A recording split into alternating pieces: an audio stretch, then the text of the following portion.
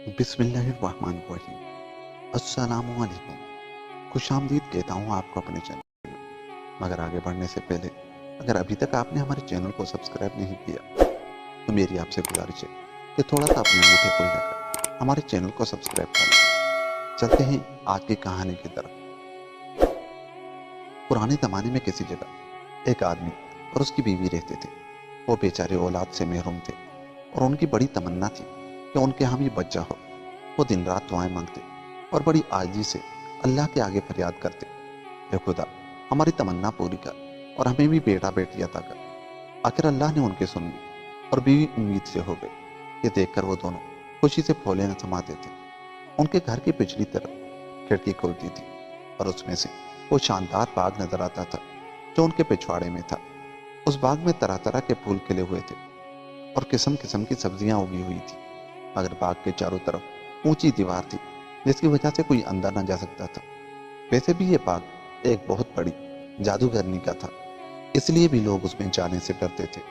ایک دن کا ذکر ہے، اس آدمی کی بیوی اپنے گھر کی پچھلی طرف کھلنے والی کھڑکی کے سامنے کھڑی تھی۔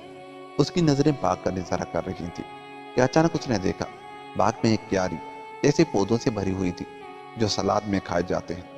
پودے سرسبز اور تازہ تھے، اس طرح لے لہا رہے تھے کہ انہیں دیکھ کر عورت کا دل للچا گیا۔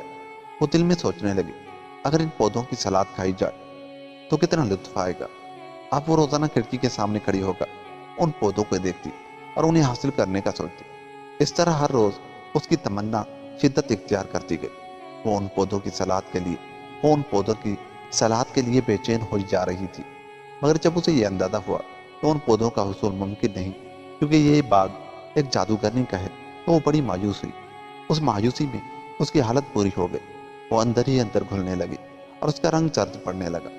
اس کے شوہر نے اس کی یہ حالت دیکھی تو بڑا حیران ہوا۔ ایک روز پوچھنے لگا، یہ تمہیں کیا ہو گیا ہے؟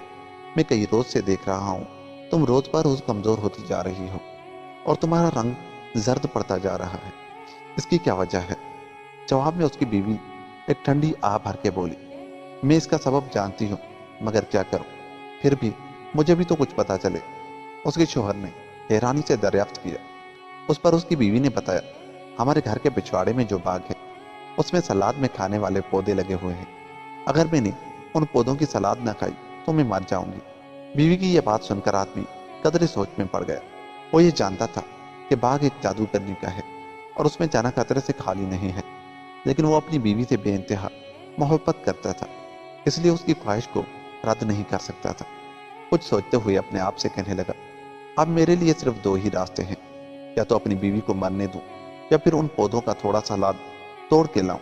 اس نے بیوی کو تسلی دیتے ہوئے کہا، فکر نہ کرو، چاہے کچھ بھی ہو جائے میں تمہارے لیے پودوں کا سلاد توڑ کر لاؤں گا۔ چنانچہ جب آدھی رات کا وقت ہوا تو وہ چپکے سے اٹھا اور دیوار پھلانگ کر جادوگرنی کے باغ میں چلا گیا۔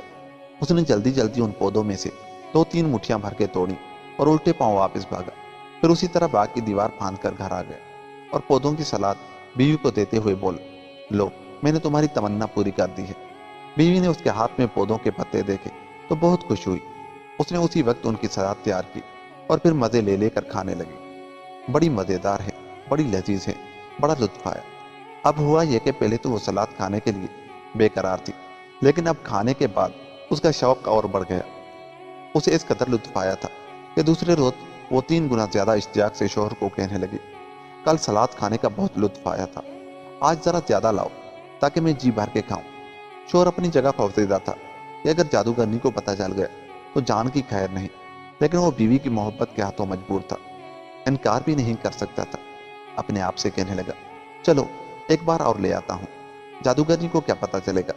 یہی کچھ سوچ کر وہ اس رات بھی باغ میں جانے کے لیے تیار ہو گئے۔ جب آدھی رات کا سما ہوا تو وہ کل کی طرح اٹھا اور دیوار پھاند کر باغ میں جا پہنچا۔ جیسے ہی وہ دیوار سے نیچے کودا اس کے ہاتھ پاؤں کانپنے لگے۔ اس نے دیکھا اس کے بالکل سامنے جادوگرنی کھڑی اسے دیکھ رہی تھی۔ اس کی آنکھیں سرخ ہو رہی تھی اور وہ غصے میں لال بھگوکا نظر آ رہی تھی۔ تمہاری یہ جرات کیسے ہوئی؟ وہ غصے میں چیخ کر بولی، تم چوروں کی طرح دیوار پھاند کر میرے باغ میں آئے اور سلاد کے پودے توڑ کر لے گئے، اب تمہیں اس کی سزا کے لیے تیار ہونا پڑے گا۔ یہ سن کر آدمی خوف سے تھر تھر کانپنے لگا اور گڑ گڑاتے ہوئے کہا، مجھ پر رحم کرو اور مجھے معاف کر دو، میں بڑی مجبوری اور ضرورت کے تحت तुम्हारे बाग में आया था। फिर उसने अपनी बात की वजाहत करते हुए जादूगरनी को बताया, मेरी बीवी ने घर की खिड़की में से तुम्हारे बाग में ये पौधे देखे थे। उनकी सलाद खाने के लिए वो इस कदर बेकरार थी कि अगर न खाती तो मर जाती। इसलिए मैंने पौधे तोड़ने की जुर्रात की। मैं उसके लिए माफी चाहता हूँ। जैसे ही जादूगरनी ने यह बात सुनी, उसका सारा गुस्सा जाता रहा। वो कहने लगी, अगर वाकई ये बात है तो तुम बता रहे हो तो मेरी तरफ से तुम्हें इजाजत है। तुम जिस कदर चाहो सलाद के पौधे ले जा सकते हो। मैं तुम्हारा कसूर माफ कर दूंगी। जादूगरनी की यह बात सुनकर उसकी जान में जान आई। वो उसका शुक्रिया अदा करने के लिए लब खोल ही रहा था कि जादूगरनी ने कहा, मगर तुम एक शर्त पर पौधे ले जाओगे। वो क्या? उसने जल्दी से दरियाफ्त किया, जिस पर जादूगरनी बोली, शर्त यह है कि तुम्हारे यहाँ जो बच्चा पैदा होने वाला है वो मुझे देना होगा। मैं एक माँ की तरह उसकी देखभाल और हिफाजत करूंगी। आदमी को यह भी खौफ था कि अगर उसने इनकार किया तो जादूगरनी उसे सजा देगी। हो सकता है उसे जान ही से मार दे और उसकी बीवी को भी नुकसान पहुंचाए। लिहाजा वो राजी हो गया। कहने लगा, मुझे तुम्हारी शर्त मंजूर है। उसने बहुत से पौधे तोड़े और वापस घर आ गया। घर आकर उसने सारी बात अपनी बीवी को बताई। वो बहुत परेशान हुई, मगर क्या कर सकती थी। दिन गुजरते गए। आखिर वो दिन भी आ गया जब उनके यहाँ एक खूबसूरत बेटी पैदा हुई। इतने में जादूगरनी भी वहां आ गई। उसने उसका नाम रपनजल रखा, क्योंकि सलाद के उन पौधों को उसी नाम से पुकारा जाता था। उसके बाद उसने बच्ची को उठाया और चली गई। रपनजल बड़ी होने लगी। जो वो बड़ी हो रही थी, उसका हुस्न और भी निखरता जा रहा था। जब उसकी उम्र 12 बरस की हुई तो जादूगरनी ने उसे एक ऐसे मीनार में बंद कर दिया जो जंगल के दरमियान वाक़या था। उस मीनार की न तो सीढ़ियां थी और न ही कोई दरवाजा था, सिर्फ उसकी चोटी पर एक खिड़की थी। जादूगरनी जब कभी रापनजल के पास जाना चाहती, वो मीनार के नीचे खड़ी होकर बुलंद आवाज में कहती, अपने बाल नीचे लटकाओ। रापनजल के बाल गैर मामूली तौर पर बहुत लंबे थे और सोने की तरह सुनहरे और इंतहाई खूबसूरत थे। जब भी जादूगरनी मीनार के नीचे आकर यह आवाज लगाती, वो अपने बालों की शक्लें दूर करके उन्हें खिड़की के साथ मजबूती से बांध देती और बाकी नीचे की तरफ लटका देती। उसके बालों की लंबाई 20 एल थी। एक एल 45 इंच का पैमाना होता है।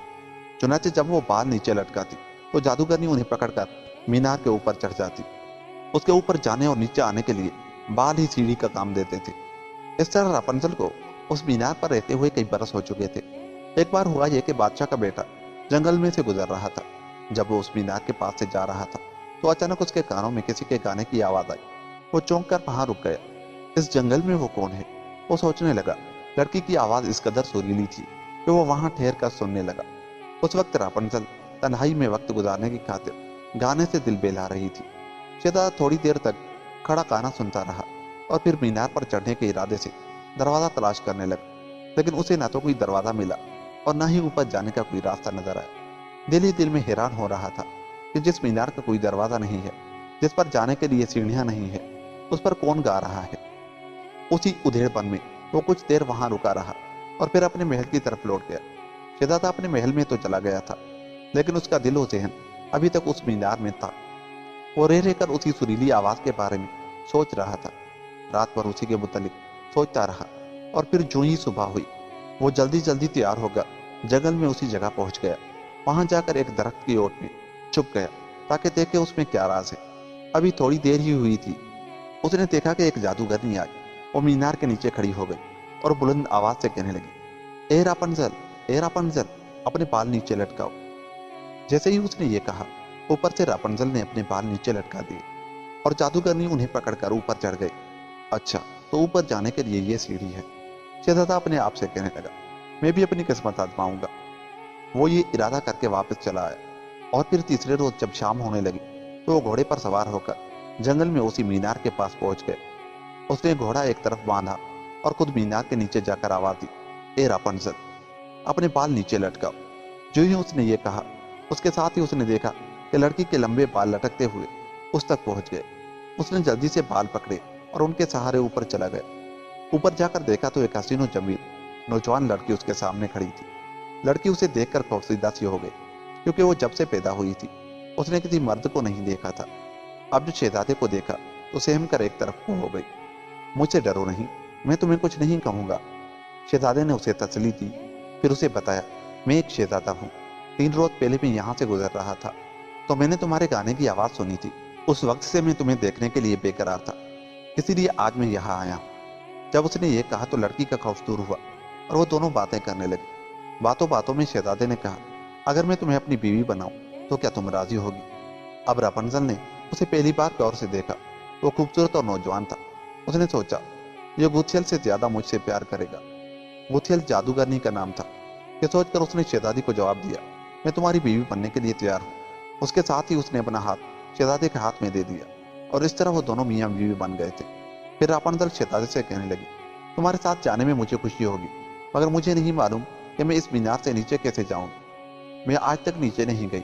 शहजादा भी सोच में पड़ गया। वो तो उसके बाल पकड़कर नीचे उतर जाएगा, मगर ये कैसे उतरेगी? वो उसी शशो पंज में गिरफ्तार था कि लड़की बोली, मेरे जहन में एक तरकीब आई है। वो क्या? जल्दी बताओ। शहजादा बेसब्री से पूछने लगा। उस पर रापंजल ने बताया, तुम जब भी मेरे पास आया करो, अपने साथ रेशम की एक डोरी लेकर आना। जब बहुत सी डोरियां जमा हो जाएंगी तो मैं उनसे सीढ़ी बना लूंगी। इस तरह जब सीढ़ी तैयार हो जाएगी तो मैं उसके जरिए नीचे उतर जाऊंगी। फिर तुम मुझे अपने घोड़े पर सवार करके ले जाना। ठीक है, मैं ऐसा ही करूंगा। शहजादा फौरन राजी हो गया। उसके बाद वो हर शाम को आता, क्योंकि दिन के वक्त जादूगरनी आती थी।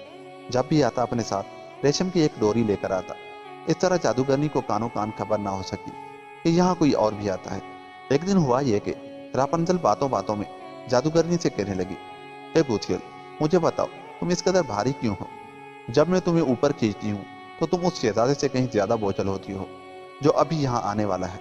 जैसे ही उसने ये कहा, जादूगरनी गुस्से में चीख पड़ी, ए बदनसीब लड़की, ये मैं क्या सुन रही हूँ? उस वक्त वो गुस्से में आपे से बाहर हुई जा रही थी और कह रही थी, मैं ये समझ रही थी कि मैंने तुम्हें दुनिया से बिल्कुल अलग रखा हुआ है, मगर तुमने मुझे धोखा दिया है। इतना कहने के साथ ही जादूगरनी तिलमिला के आगे बढ़ी।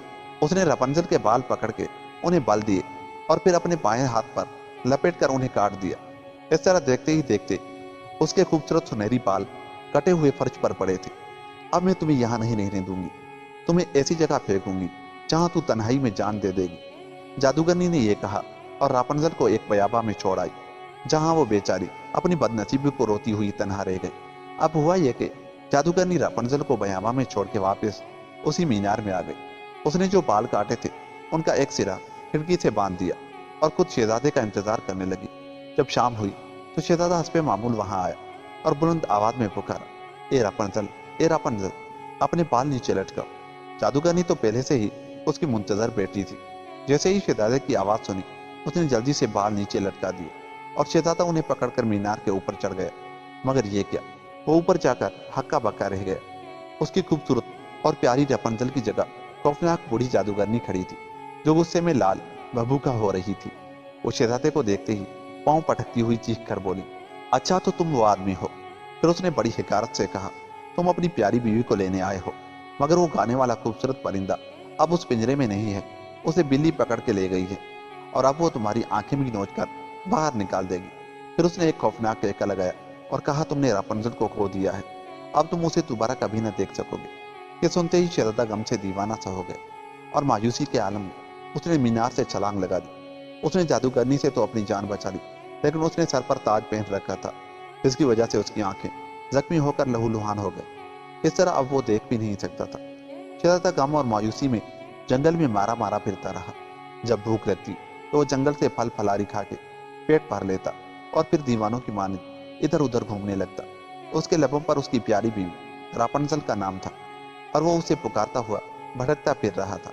इसी तरह वो कई बरसों तक जंगल में इधर से उधर घूमता रहा, यहाँ तक कि आखिरकार वो उसी बयाबा में पहुंच गया जहाँ रापंजल अपने दो जुड़वा बच्चों के साथ बदनसीबी के दिन पूरे कर रही थी। एक लड़का शहजादे की निशानी था, जिसके सहारे वो अब तक जिंदा थी। उसने जब ये सुना कि कोई उसका नाम लेकर पुकार रहा है तो बड़ी हैरान हुई। इस बयाबा में इतने बरसों के बाद मुझे कौन पुकार सकता है, वो सोचने लगी। इतने में फिर आवाज आई, कोई मुसलसिल उसका नाम लेकर पुकार रहा था। वो भागकर आगे गई तो देखा वो तो उसका शोहर शहजादा था, जो उस वक्त अंधों की तरह भटक रहा था। रापंजल उसे देखकर तड़प उठी। वो लपक कर गई और उसके गले से लिपट कर रोने लगी। करना खुदा का ऐसा हुआ कि रापंजल के आंसू शहजादे की आंखों में गिरे और उसके साथ ही उसकी बीनाई वापस लौट आई। अब वो देख सकता था और उसने सबसे पहले अपनी रापंजल को देखा। दोनों कई बरसों के बाद गले मिले। शहजादा अपने बच्चे को देखकर बहुत खुश हुआ और फिर उनको लेकर अपने शहर आ गया। उसके बूढ़े बाप ने अपने बेटे को देखा तो उसको भी दोबारा जिंदगी मिल गई, मगर वो बूढ़ा हो चुका था। उसने तख्तो ताज बेटे के सुपर्द कर दिया और इस तरह शहजादा बादशाह बनकर हुकूमत करने लगा। और यूं ये कहानी खत्म हुई। दोस्तों, अगर आपको हमारी ये कहानी अच्छी लगी तो हमारे चैनल को सब्सक्राइब करके आप भी हमारा हिस्सा बन जाए। मिलते हैं किसी ऐसी ही कहानी के साथ, तब तक के लिए खुदा हाफिज।